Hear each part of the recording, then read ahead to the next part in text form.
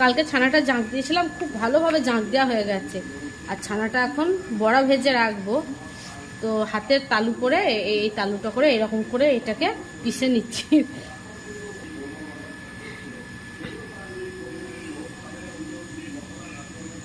এখানে বড়াগুলো আমার ভাজা হয়ে গেছে।